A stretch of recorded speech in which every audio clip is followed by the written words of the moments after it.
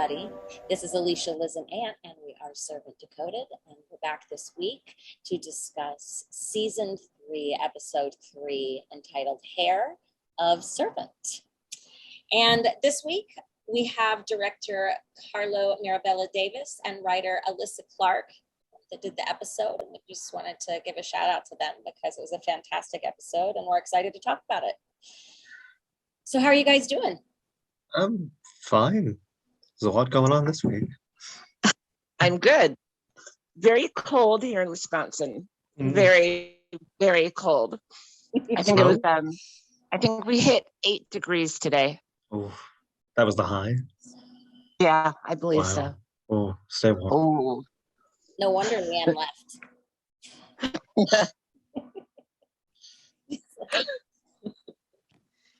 So, all right, let's dive in.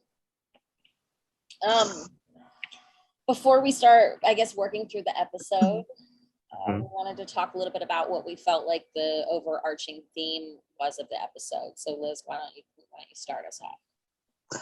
Yeah, so I think that Servant is very telling in their episode titles. I think the theme of this episode, hair, is related to the hair in the soup, something that doesn't belong where it is or where it's found. I used the word infiltrate or infiltrator in my notes when I was going through the episode. Interloper, intruder, trespasser, meddler, outsider, invader. But yeah, I think infiltration was the primary theme of this episode. What do you think? I love that. I hadn't thought about it that way until you were describing it, and I think you're absolutely right. Definitely. Yeah. I was just, the beginning of that episode just was so overwhelming, and I think I kind of got swept up in all of it. But when you put it that way, and you really think about all the ways that was happening in this episode, I think absolutely. Yeah. What about you, Anne? And even the literal infiltration of the things, like, a hair not supposed to be in soup, or like a different hair in the hairbrush later on. Mm-hmm. It's also like on an emotional level of like, these layers of like suspicion and like tension and always kind of being on edge. To the hairbrush, Dorothy says something to Julian like, "Don't ever go there again."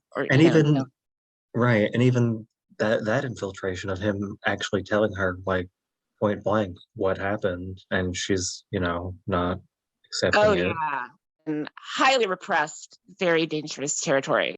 I know we're not there yet, but oh my god, that scene. I just brought it there for some reason. Yeah, right? No, I mean that scene. It's like you're watching it, and even though it's Servant, so in the back of our minds, we're going like, there's no way they're actually giving this to us right now, right? Like this isn't really happening. But my God, I really believe that this is happening. Oh, it was. It did. Yeah. It did happen. It just didn't work. No. Julian, stop. What are you doing? Yeah, I had a little bit of that, but I was also like, yes, it's time. No, it's like now. Well, poor Dorothy. It's like the second week in a row that she's had that scab picked at, or that. For me. Yeah. What? For me. Well, since we're there, I guess I think it's also worth asking, do we think that was just a genuine moment that happened? Was that brush really, what was that about? Do we think that was genuine, or is it possible that Leanne manufactured something about that, whether it was earlier on because she figured out that what Julian was doing, and so she created a situation where this would happen, or in the moment? What do you guys think? If it's following the previous episodes, I don't understand what she would have done other than physically take the brush out and leave it there, but I don't know when she would have had time to. Otherwise, I guess you could manifest a brush, but like it seems like a weird use of that power, if that's No, I think you're right, Anne. I think if it would have been anything, it would have been her awareness of what Julian was doing. And like you said, maybe taking the brush out and setting it on the table in some way, or to some degree where he would. And then maybe willing him to do it that way. But then he also pulls her hair, which, I mean, hair comes out. Hey, why on earth could he not find any of Leanne's hair?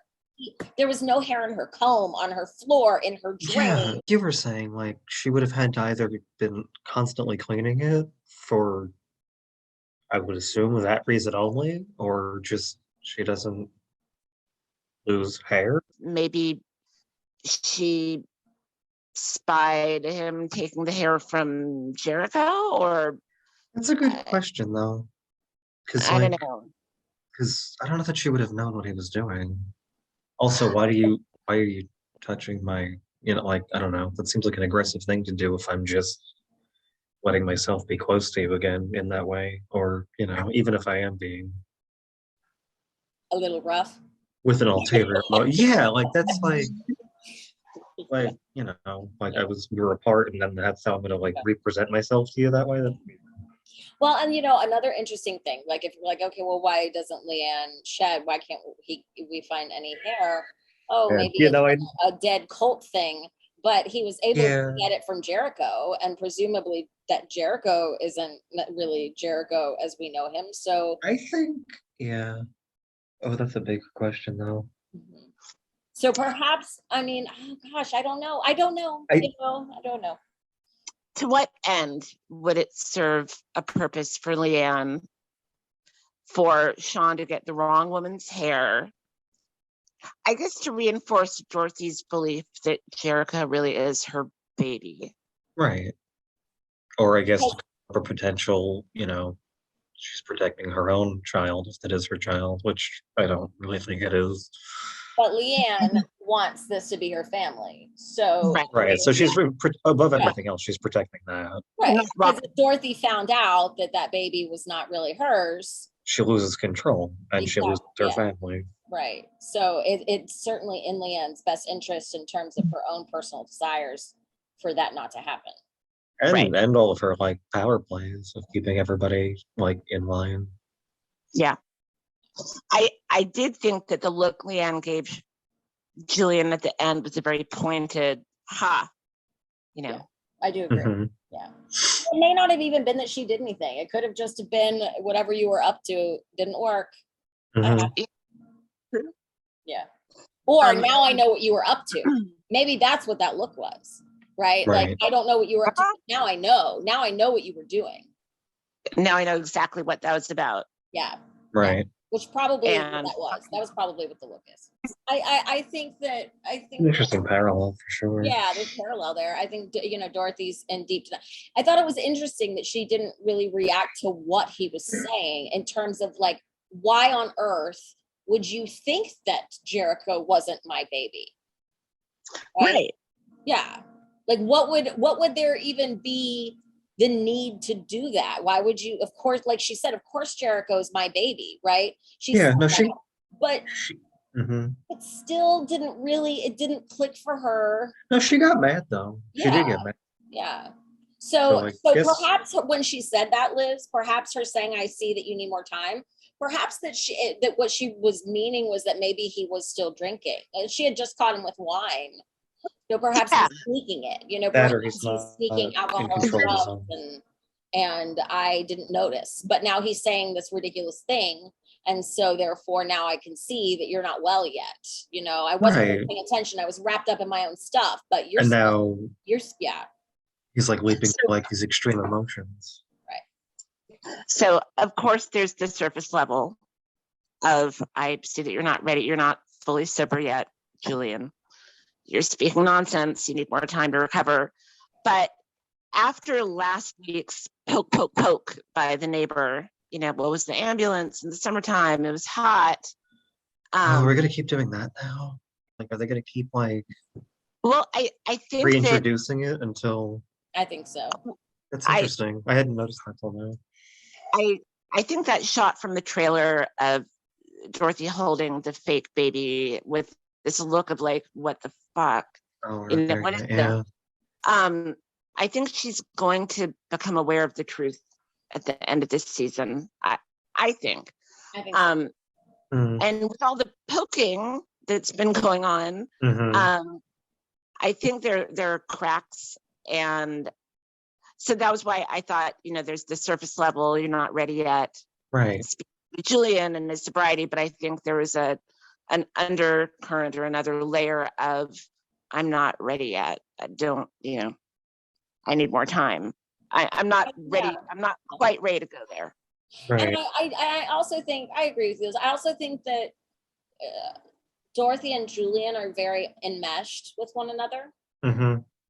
So Yeah. I think that makes sense too, right? They're very much like they almost are like twins in a way. With a shorthand. Yes. Yeah, like they know each other Yeah. that intimately, as a family. So they feel, they feel one another's, they have a deep instincts about one another. Right, exactly. It's a perfect way to put it. Like a super empathy. Yeah. Let's back it up and kind of take it, since maybe it's a good transition anyway, since we're talking about Dorothy and Julian, to the very beginning of the episode with this huge scene that we see, that's a continuation of, right. The day. Mm-hmm. He's banging on the door and nobody's answering. And next thing you know, we're seeing him come in through the back door. Mm-hmm. Well, at least we assume it's him. We don't see his face. We see somebody come in through the back door. Right. Which I thought, well, why didn't you do that sooner then? Right. And you then, would know that it was, yeah. Right. And then sort of waltzes, glides. I don't know why all these fancy terms are coming to head. But it was very smooth. I could see it. Yeah, he goes straight past the rotting meat with the bugs. There's no stopping. There's no going, holy shit, what's going on? Just walks past it. Yeah. Didn't even run either. So it wasn't like there was a necessary, like we saw extreme urgency. It was just a blur. Walked somewhat quickly past the camera, not even super fast. And then next thing you know, we're cutting to him standing over Jericho's crib. And so my first thought on that was like, was that really Julian there, or what's going on here? But Liz, I think that you have some interesting things to say about that in terms of like trauma. So I wanted to get your thoughts on that. Well, as we were pre-potting, we talked about this, and I think the way that it was shot was very deliberate to emphasize that we're seeing Julian's traumatized memory of this day. The camera does linger on that ham with the maggots and flies in the background. I was looking closely, and it didn't look like she was breathing. Her eyes were wide open and glassy. Her mouth was open. The way that he held her, to me, she was like dead weight. Like to me, it really read that she was dead or that either she was dead, or when he found her, he thought she was dead. There's a lot of that hand. They give you a really, really good view of it, and it's all like blue and yeah. So I think we're lingering on when we go through a traumatic event that's completely foreign, typically, to our everyday lives. Our mind tends to latch on to the things that seem extremely unfamiliar or wrong or out of place, and that ham would obviously stand out. Or it could have triggered a sense memory that stuck. The odor and the just the overall effect of the heat and this rotting meat and the maggots and what is that, and the flies and something bad has happened, and then quick cut to him looking down upon the crib and finding Julian or Jericho's body. I think he would associate the ham with the body, and we see the flies with the ham as well as with over the crib. And then, another cut to Dorothy lying on the floor, looking like she's dead. And she looked dead, y'all. She looked dead. So I think, again, that really speaks to, this is Julian's memory of that day, that when he saw her, he thought she was dead. So when he remembers the events, she's going to look dead in this memory that he has. Yeah. So things will be highlighted, how red her lips looked and how it seemed as if her mouth were open. He thought her eyes might have been open. Maybe she fluttered them for a moment, but in reality, but in his memory of this horrible, horrible, horrific day, and each awful moment, he's remembering it as she was dead. Right. And her eyes were open and her mouth was open and her lips were very red. And, and I think that's why we get this very big, clear camera shot of his face reflected in her eye. And then we cut to another reflection from the car mirror or the window. Right. So I think all of that was meant to imply that, or convey that we're seeing Julian's memory, but it's going to be altered, right? Obviously. No, I think that makes a lot of sense. We get a lot of reflections in this show. We see a lot of reflections in differing ways. I'm sure there's more to that, and there's something to that, but yeah, I think that's a great analysis, Liz. And do you have anything that you want to discuss further about that, or what are your thoughts on that scene? No, kind of just similar feelings. Everything was like very dark and black and blue, and then she's like shocking red. It's like, it's kind of how you would remember something like that. Like if you keep telling the story, you keep telling yourself the story, eventually it becomes like an exaggerated facsimile of like whatever it is that the original idea was. Right. Yeah. Well, we don't know the full extent of everything. I mean, I'm sure she was probably not dead, but like you remember things in very like broad strokes as opposed to and every time you recall a memory, it alters. Right. That's what happens. So So you're just remembering the memory, like I think eventually it becomes certain elements become emphasized as worse than they were, or better, or better.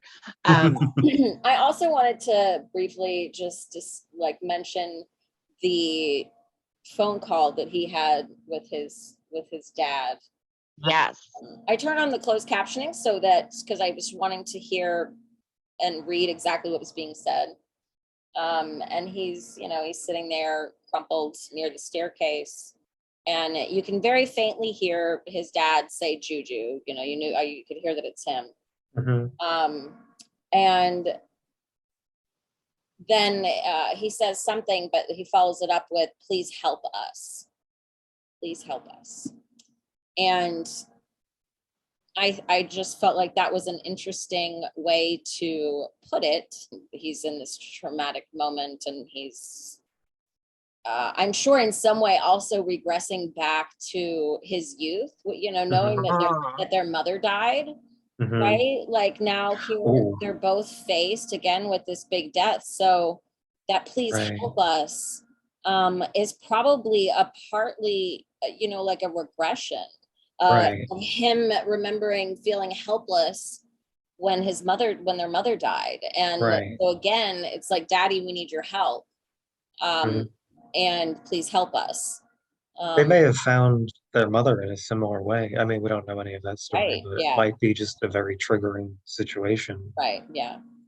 And it could, and it's also an interesting turn of phrase, right? So, if we're looking at it from sort of the conspiracy mythology, what the hell's going on in this show perspective, I come back to just reminding everybody that, both him and his dad wear these rings that are the same, that look like they belong to some kind of society, in my opinion. And my bigger like thoughts on what's really going on, what's really happening here. I also wonder if this please help us is also a plea to his dad, in terms of, if his dad is in charge, of some group that is involved in this war. The role seems to be highlighted in very specific moments. Exactly. It's not always highlighted or shown. To go back quickly, I wonder if the please help us, the regression if Julian and Dorothy found their mother, or if Julian found their mother, Right. maybe she looked the way that Dorothy did in reality. Yeah. Eyes open, mouth open. My working theory on Vera, I know a lot of people think that she's a cult member. My theory is that she's working for Papa Turner, that Juju's dad hired her to get close to Julian, and by extension, Dorothy and Sean and Jericho, to keep an eye on what's going on and to report back. Because there was that phone call to Dad, and then cut to Julian in the car with Vera, talking all about the family business, and Vera knows everything at this point, everything, and seems very like comfortable in giving her thoughts and advice on what they should be doing. He doesn't even know her that long, does he? No. Yeah. No, I agree though, Liz. She is a plant of some kind. I don't know. Yeah. You know what I mean? I think that you've got that. Yeah, she's a plant of some kind, and I wouldn't be surprised if it was from Dad's side of things, for sure. Wonder. So there's Vera, and she's wearing plaid again because apparently she loves plaid. It's like plaid and another weird mismatched thing. Yeah. It's like cross, like waffle patterned. Yeah. It's a cool jacket.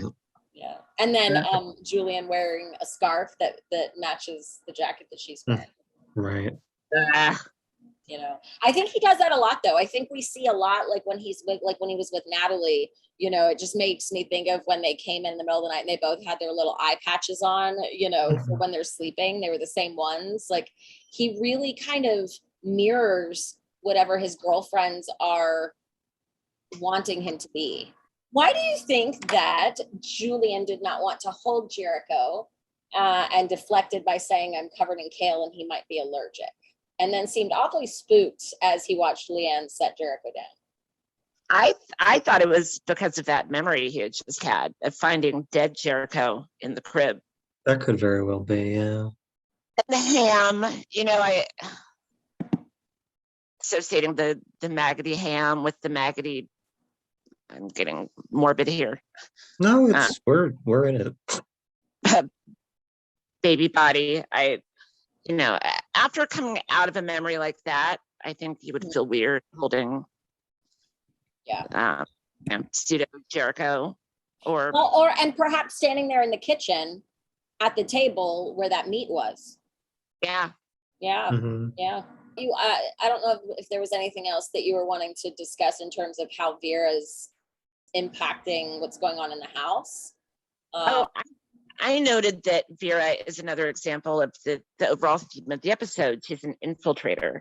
She's an outsider, invader, interloper. From Leanne's perspective, you have a good point.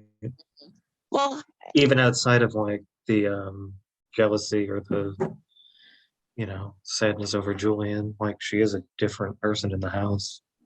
She's an outsider that's come in and doesn't necessarily belong, depending on who you are and how you look at it. Yeah, exactly. So let's talk a bit about the trip to the park. Yeah. So we got another shot of shoes. M. Night has talked about liking to use shoes to signify walking towards danger. Oh, really? Interesting. I did miss that. Cool. We saw them the first time that she was going to go for a walk outside, trepidatiously going to go down the steps. And this time we see them again as she's about to go outside, with the baby and Sean to the park. But yeah, I think it was another indication of her state of mind, walking towards danger. So it was really interesting the way that they walked into that park, okay? Because there's, of course, been so much conversation about us not leaving the house. And when we have left the house through the front door, we still stay on their street.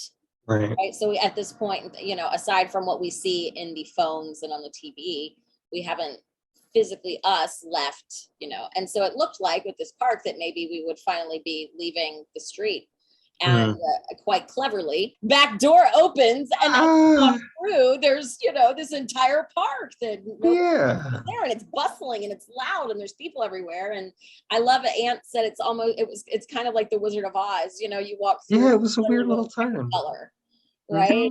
And so I thought that was really interesting. But I also think that M. Night kept within the technicality, because we still didn't leave the street. We were just in the back. You know what? You know what? For M. Night, that's pretty good. The neighborhood backyard, right? Yeah. Right. And how cool that we get the opening credits shot, right, of coming from the back door, opening that back door, and you're opening to the outside, and now we see it in the daytime in real life, right, quote unquote, show. And a cool juxtaposition of like, this is what it looks like in daylight and it's bustling, versus what we see in intro, which is, you know, very sort of ominous and scary and full of shadows and mist and all of that. So that was a really cool juxtaposition, I thought. It was discombobulating. Oh yeah. First of all, I mean, just real quickly with the plants, any thoughts on, do we feel like there was significance to the choice of the dandelion, to the other plants that were named, mustard flower, purslane, Leanne crushing the greens in her hands? The flower that she looked like a I think they're called ice plants. My dad had them when I was growing up. I've never heard of cooking with them, but I'll believe Sean. I thought it was interesting how, you know, she crushed it. And at first, when we see her crush that in her hands, I don't know, maybe the first thought is like, why did she do that? But I thought about it, and it was just maybe another representation of that darkness that's inside her. Like, she has this life in her hands and something that's, you know, beautiful. And the power to just crush it and kill it is sort of, that's representative of the darkness growing in her, instead of just allowing it to be beautiful and allowing it to live. Right. She's also holding a lot of tension and frustration too. I thought And it her was just fear. And, but interesting, the contradiction between Sean talking about how they can be of use, and, you know, you can eat them and put them in this dish and that dish, and Leanne just kills it. It says that dandelions represent the return of life, the rebirth of growth and green after a harsh winter. They display abundant strength and power. They represent courage, hope, happiness, and love. So perhaps her smushing it, or, you know, is sort of, and now I know she didn't technically smush the dandelion. It was the purslane maybe that she was crushing. The ice plant, the ice looking plant. But she's killing hope. Yeah. Or smushing hope. Yeah. No, the rebirth and the, what else did you say? You said rebirth. It made me think of the cult. You know, because Leanne, Jericho, supposedly reborn in different ways. This is interesting. Okay, it says purslane in the Bible. There is mention of purslane in the Bible. The prophet Job asks, can that which is tasteless be eaten without salt? Or is there taste in the slime of the purslane? The slime probably refers to the mucilaginous nature of purslane. Well, in terms of spiritual benefits, one commonly reported use that it was said to have was that it would protect against evil spirits. So her crushing it could be showing that maybe, you know, there's not protection against evil spirits. I don't know. That's interesting. And she crushed the other plant, but the other plant looked slimy. So what was the other plant? What's the third one? They didn't name it. He just said it can be used in chimichurri and other dishes. And I noted it looks like an ice plant, but we never got a name for it. So the people, that were out there, the homeless, are they homeless or are they, what did Julian say? Hipsters or homeless, hard to tell these days. Right. So what were your thoughts, on who these people were? And man, there was some tattoo action there too. So I felt like there was a lot to discuss there. So I zeroed in on the tattoos. I was also looking at the chalk drawings on the ground. What I found, which was very disappointing, and hopefully maybe someone else found something that has more meaning, but okay, so the 3 dots, bald girl, the first one that we meet, who asks for spare change.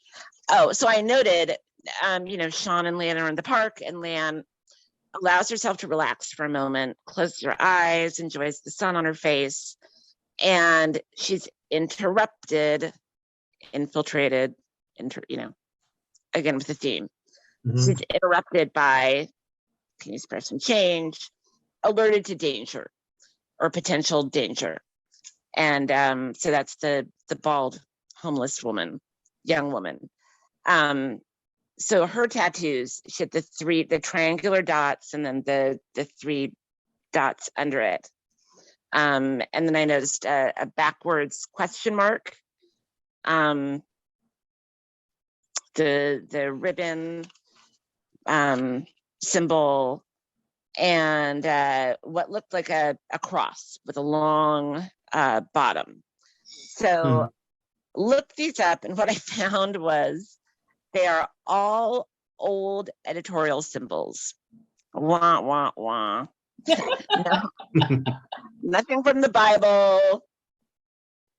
Nothing interesting. Information is information. That's interesting, though.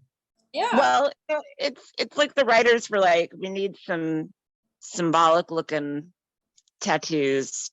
Let's get them. Let's send them down a bunny trail just for the fun of it. The backwards question mark is an irony point, which means like sarcasm mode. The asterisk, the triangular dots, that's used to define chapters or verses or stories. And then, of course, the 3 dots are the ellipses, sentence not fully completed. So yeah, wah on the tattoos. I was trying to figure out what band was on the t-shirt she was wearing. So I did it, Google searching bands that end in LPS. The best I could come up with was Cyclops. There is a punk band called Cyclops. In Homer's writings, he talks about Cyclops sees as living like, you describe someone who's homeless, not a lot of possessions. They don't live under the law of man. They kind of dwell outside of communities or, other groups of people. They're loners, keep to themselves. One cool thing, I couldn't make out a lot of the chalk drawings, but I did find a large backwards question mark chalk drawing on the ground. And they're trying to talk about there being irony. I wonder what the irony is. The bald girl. Did you notice on the back of her backpack is LOL in duct tape? Yeah, I saw that. And I read that as, if you're in Leanne's mind, maybe it's like a fuck you, like I'm tricking you. LOL. I'm I'm a poor little homeless youth. LOL. I'm a cult member. I enjoyed, I don't know about you guys, I really thought it was interesting to watch Sean and Dorothy and that dynamic during when she decides, okay, we're going to go and later on when they go back out there. Yeah. And she decides she's going to do a story on them. And I was watching Dorothy and trying to figure out what she was, obviously she was a bit jealous or envious of the attention that he was getting. But I felt like it had more to do with the fact that she wasn't in control of it, that it wasn't her idea, that she didn't control it, that Sean didn't talk to her about it ahead of time. And therefore it sort of put her in a position of feeling like she wasn't in control. And that's really what Dorothy can't stand more than anything. That's She a good just wanted, point. yeah, she likes to be the center of attention usually. But well, let's talk about Sean though. Yeah. And even in terms of just that, like, apparently he comes from a life on the streets, or he understands what these people are going through. But like, where does this sudden like urge to like outreach come from? I mean, I know it's He's like a different like I person. said before, it's television, right? It's like he's making sandwiches, he's doing the sous vide, Yeah. So what do you think, what do you think sort of is the fact that Jericho was brought back to them? I mean, did that change him fundamentally in terms of believing? I It seems mean, to be going along with the new happy Sean that we've been seeing this season. He's like a different person. He's got his Dorothy back. He's got his baby back. It's a happy, normal household again. And so he's able to then extend kindness to others rather than banging around the house being a dick.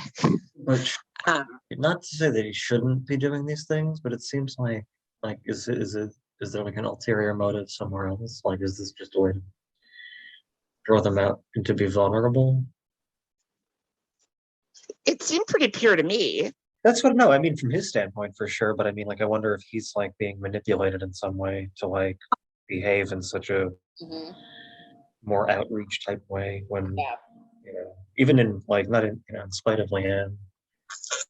I think Sean and Dorothy both have that element of enjoying being seen a certain way.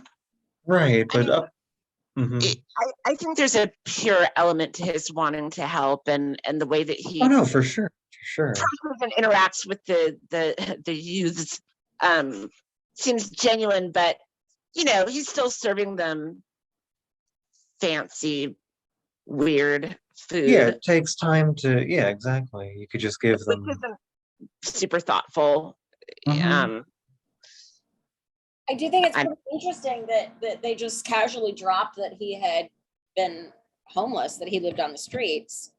And this is new information. And also, given that we know from Leanne and from Uncle George that much of the the people that are in the cult come from the street, they're homeless or they're so it just made me wonder more about Sean's backstory and wonder if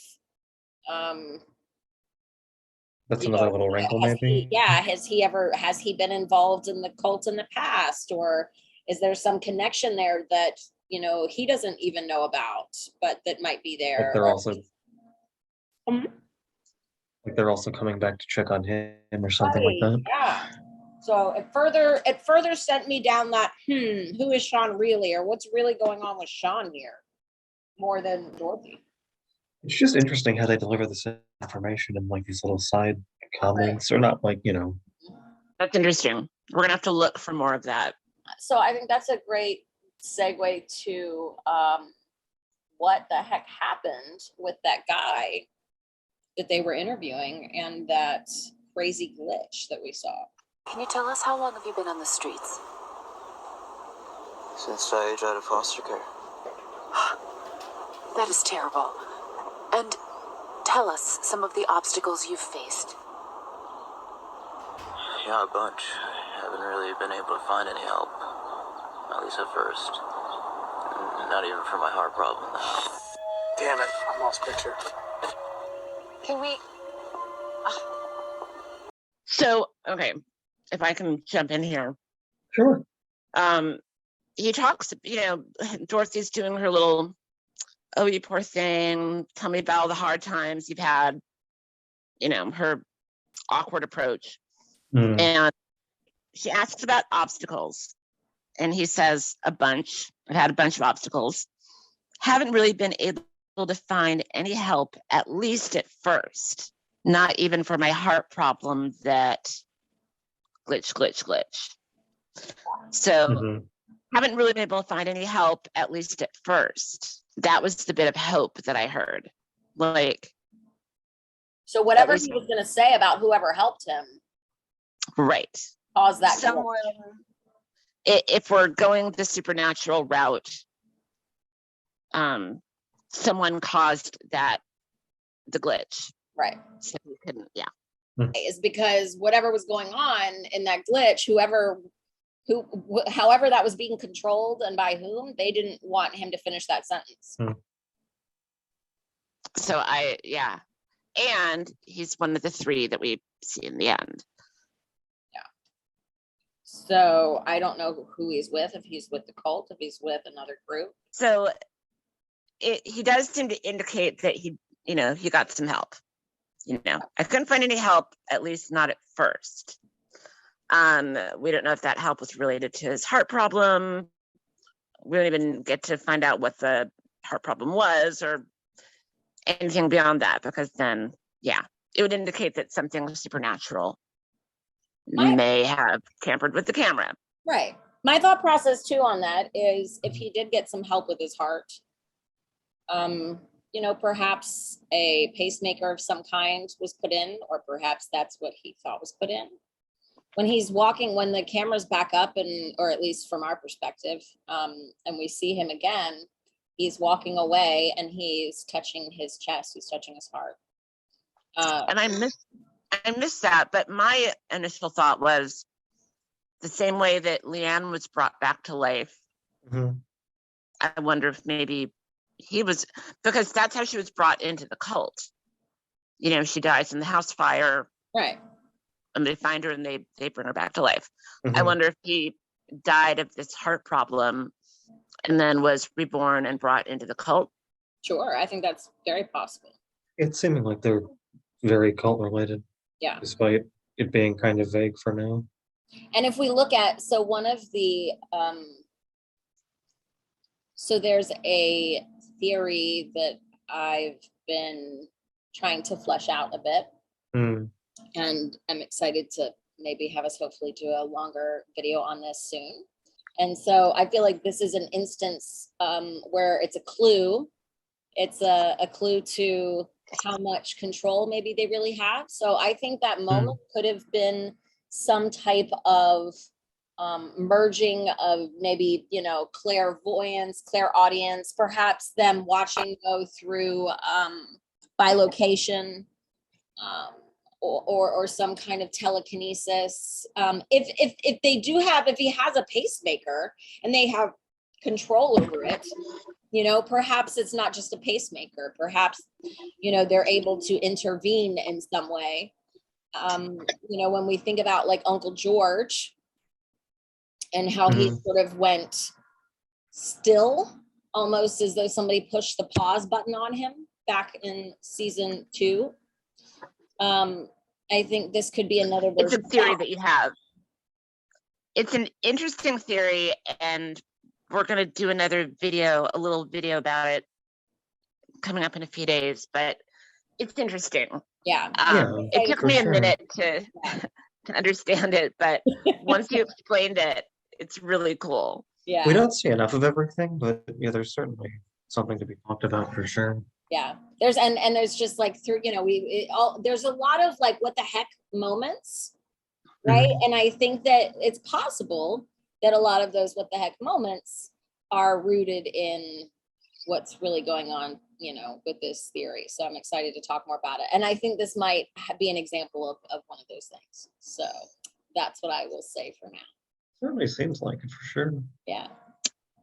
So again, with this overall theme of, infiltration, Dorothy and her news crew are infiltrating on the homeless kids' territory and on them. It's kind of barging in and demanding stories. Yeah. Yeah, I thought it was And interesting. What did you guys think of the fact that they wouldn't talk with Dorothy? well, her approach wasn't exactly this. No, she was pretty blunt. Yeah. It's just like, hey, pitiable person, tell me Yeah. about your hardships. Right. Go. Yeah. Tell me about how sad and poor you are. Right. Yeah, it felt like they were like, you're not going to exploit us for your gain. We know exactly what you're doing. Right. No, thank you. Yeah. But I will take this bougie sandwich from this nice man. Right. Who, Because he's like, it's been mentioned that, that he was wearing this little, that Sean was wearing this, jacket that had a goat's head on it. So I thought that was an interesting little nod maybe to the second episode or to. With his apron. Yeah. right. I saw From that last too. week. It almost doesn't look like anything, but it's very like stylized and kind of small, really.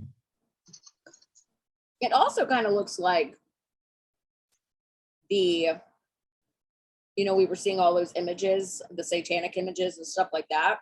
Mm-hmm. It also does kind of look like one of those images with the horns. Oh yeah, goat is mostly associated with all of that. Yeah.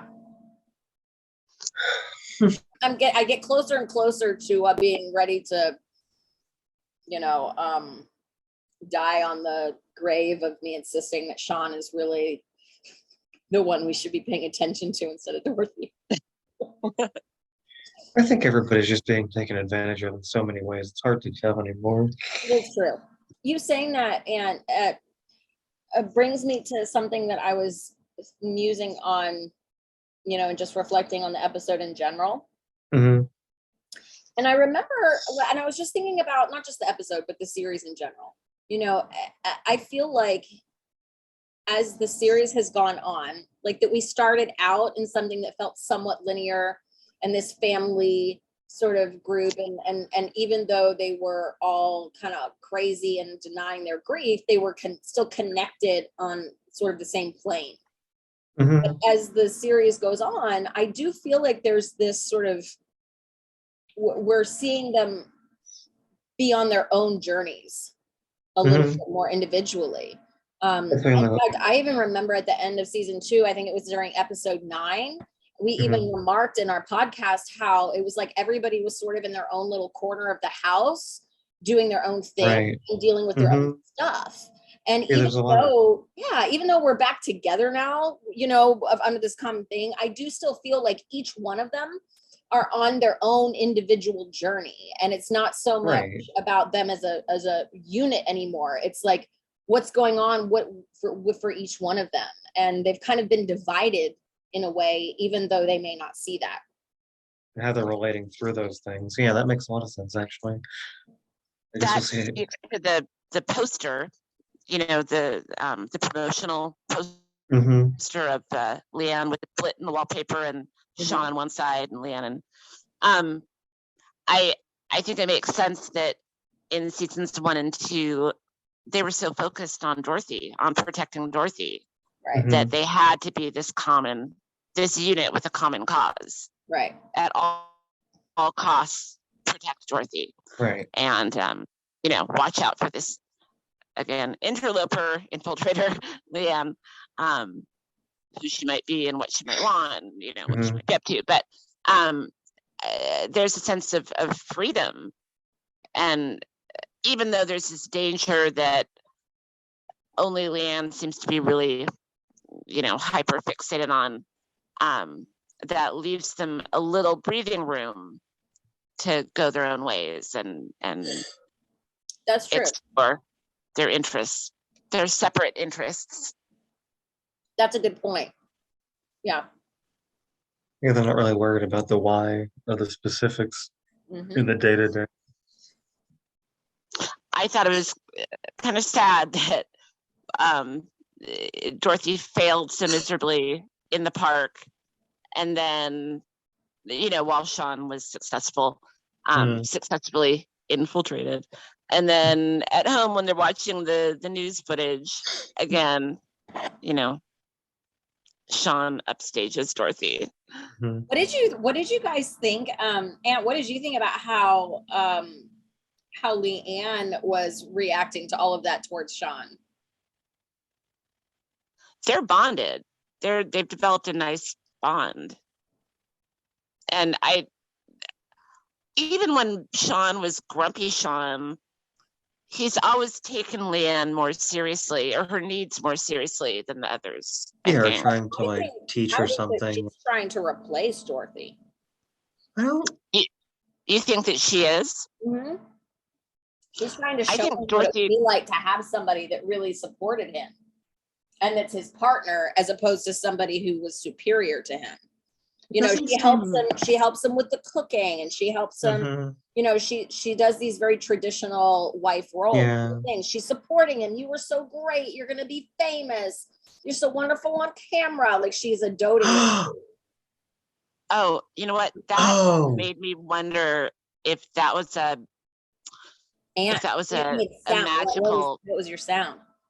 I forget what it was. That was the thing that I noticed that I just remembered because you said that. I think when she says that, he's like, "Oh, you know, like don't make such a big deal of it," and she's like, "No, you'll see." And then like it's Yes. just You'll see. yeah. Mm-hmm. So she's building to like doing something for him. I don't think she Exactly. feels. That's what I I don't. was thinking. I don't think she's getting into a wife position, but she's definitely trying to like propel him to be something or like give him the tools to. But what does she want? Why? What would I be don't think she wants anything. It seems, I don't know, outside of the family, it doesn't seem like she wants me because that was very pointed and like kind of like I know something you don't, which Yes. I'm sure everybody does, but like it was very like, oh no, you'll see. Like, yeah, don't worry about it. Like, Yeah. Because she's clairvoyant, she can see the future, or she has been in right. the future. That or she's done something. Her conscious has been to the future. Mm, No, I was saying I thought the same thing. I thought that she had done a spell, you know, written his name in a Bible, or it seems something she's- like that. Or like whatever she's doing building. these days.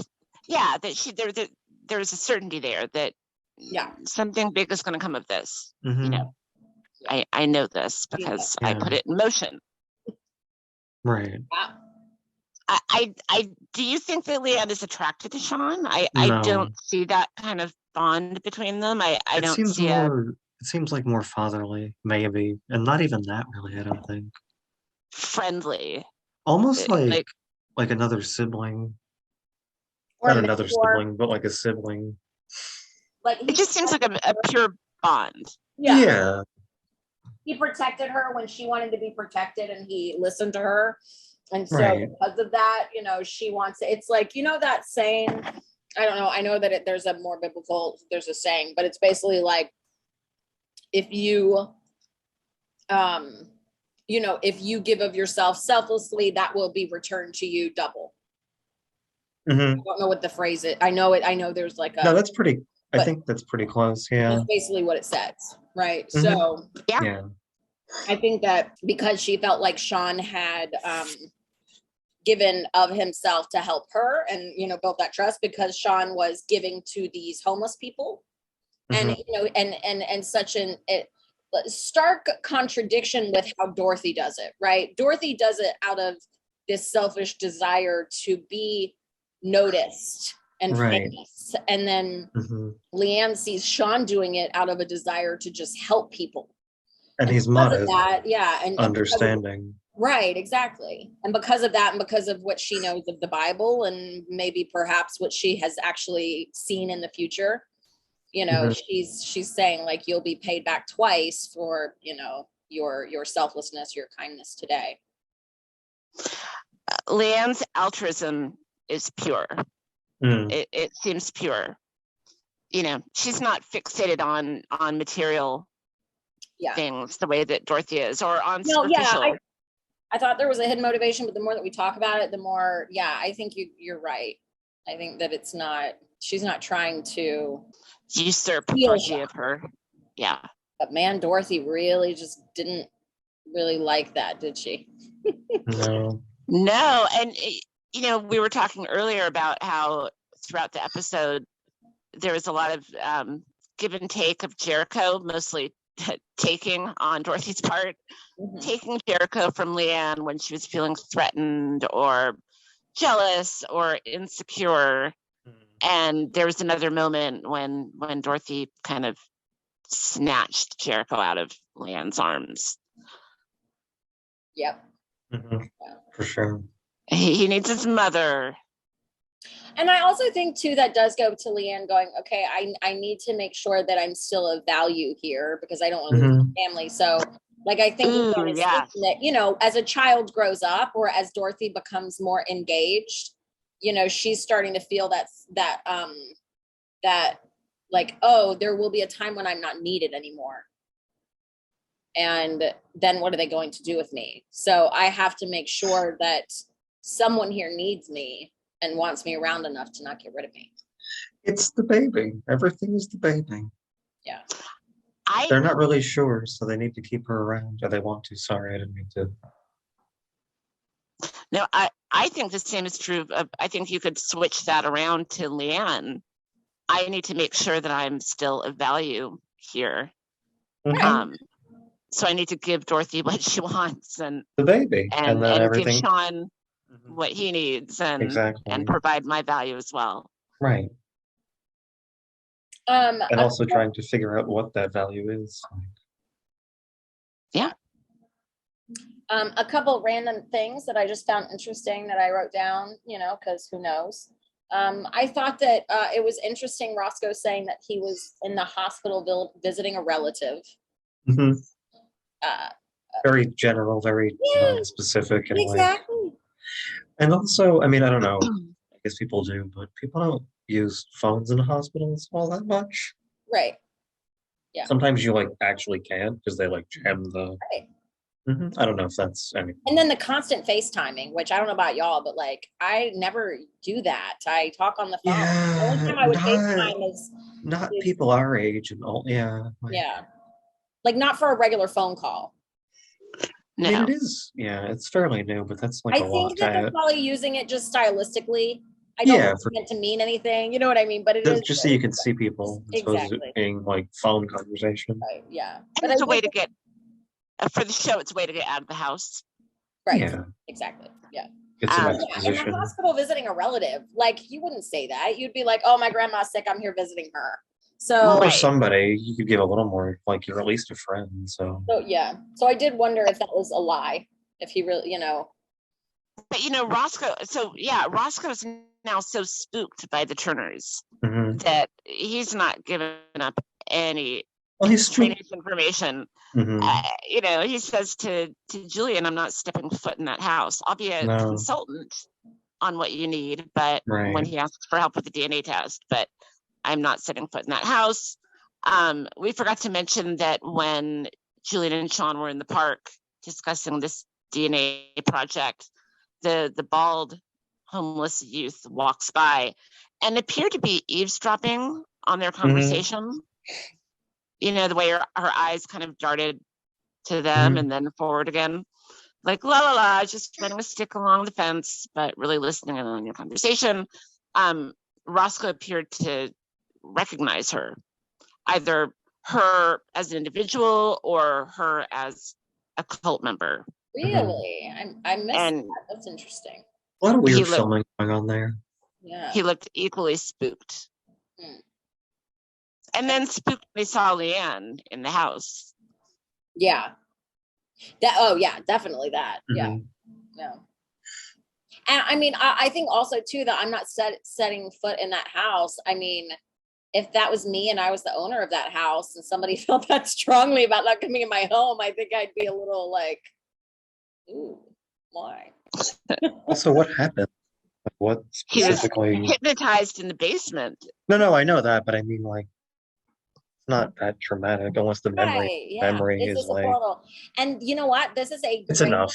Yeah, this is a great spot for me to mention the bathroom, right? Oh yeah.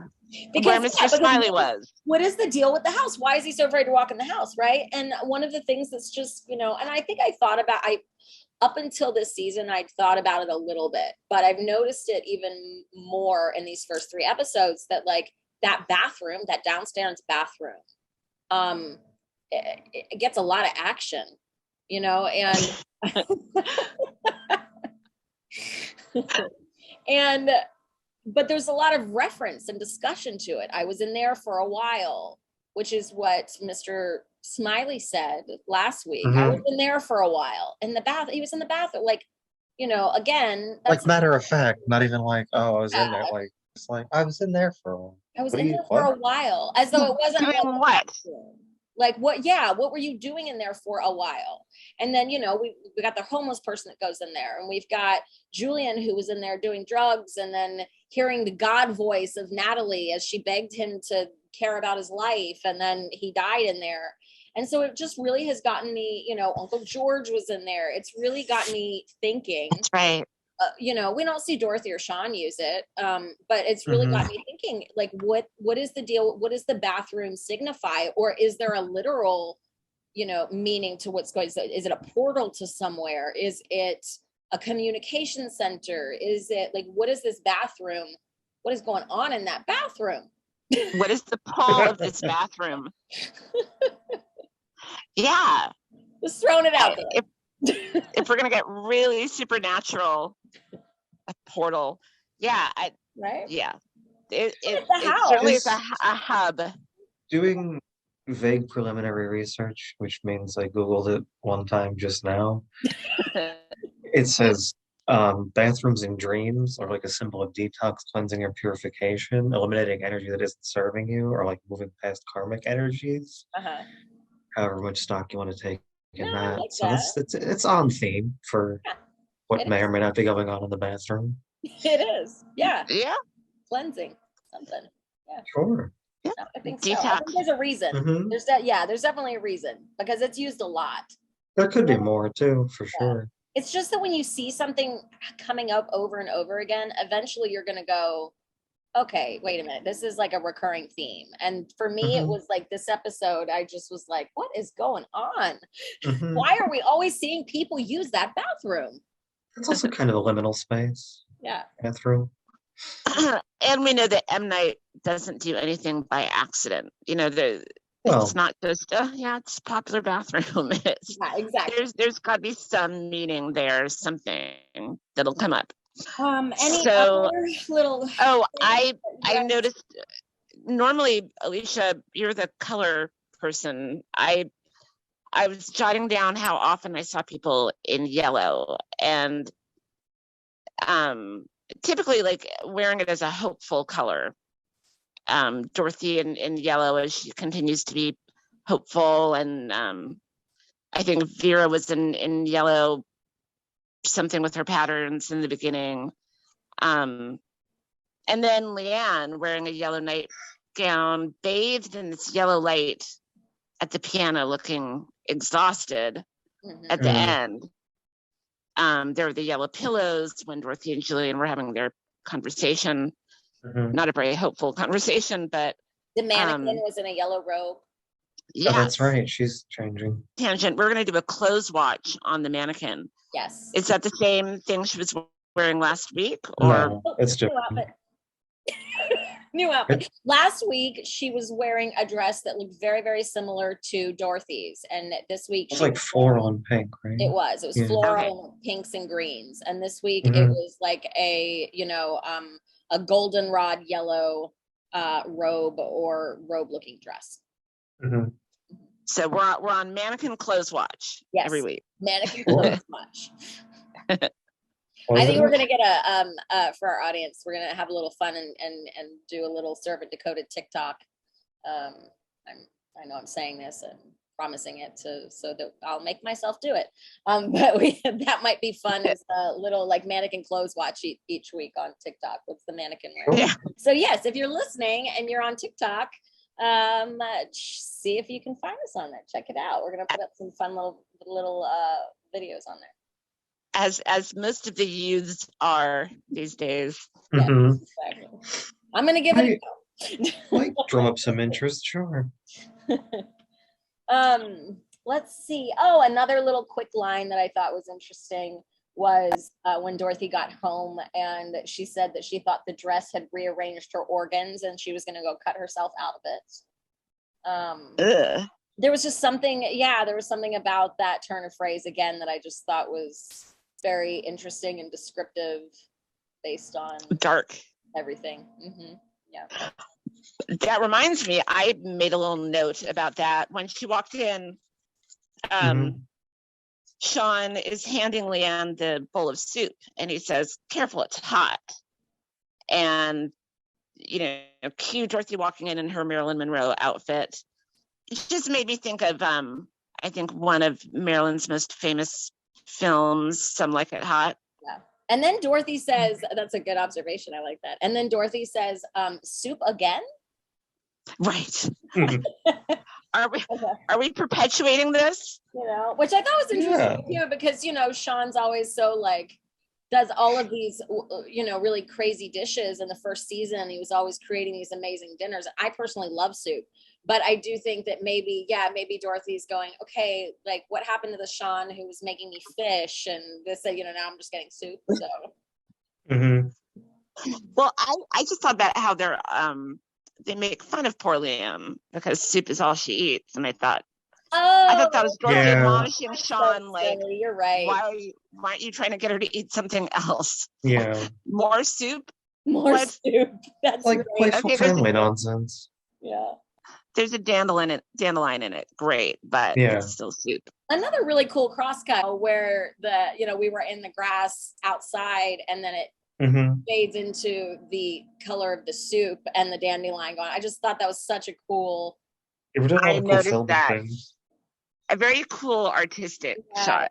Like the camera work in this episode and the editing was just so artistic and cool and beautifully done. And I just really wanted to mention that. Very fresh and bright. Yeah. Oh, one random thing that I thought I would mention back, but I didn't when we were talking about it, is that interestingly, Vera is the one that suggests that Julian look in the couch cushions. Which is interesting. For what purpose? Like why would the brush be the couch cushions? Yes. But it does lead to him finding it sitting there on the table. So I don't know. There was just I don't know. Her suggestions, whatever's going on with her, just I go back to that. Like there's something going on with Vera. Another Vera moment. She said nothing's going to change with Dorothy until she faces her truth. Well, yeah, that's what we've been waiting for. Well, which reminded me of Julian's former girlfriend, the one that was always saying, "We have to wake her up. We have to wake her up." Yeah, and that goes back to what are these factions? Maybe Vera isn't Natalie, but if she's still echoing some of the same sentiments and she's potentially still, sort of here because of Papa Turner. I think that would be an interesting.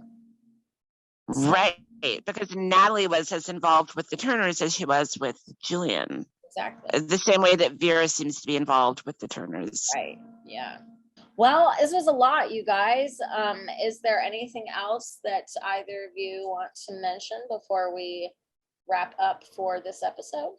I think we talked about a lot. Yeah, I think we covered pretty much everything that seemed important, at least for now. Yeah. Well, you guys, this was an awesome episode to watch, and I really enjoyed talking about it with you guys. And yeah, fantastic as always. And I just want to thank everybody that's listening each week. Thank you for listening and sticking with us as we find our way through all of this. And if you have any comments or questions, please don't hesitate to put them in the comments below. And, if you like the channel, we'd love for you to subscribe and hit the bell so you get the notifications. And like we were saying earlier, hopefully we'll be putting out shorter videos here and there on here and on TikTok to just kind of have a little fun with the different elements of the show that maybe aren't necessarily just episode specific. So we've got some really cool ideas that we're excited to work on. And yeah. All right, guys. All right.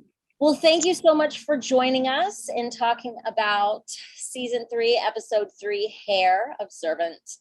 And I hope everybody has a great rest of your week, and we'll see you next time.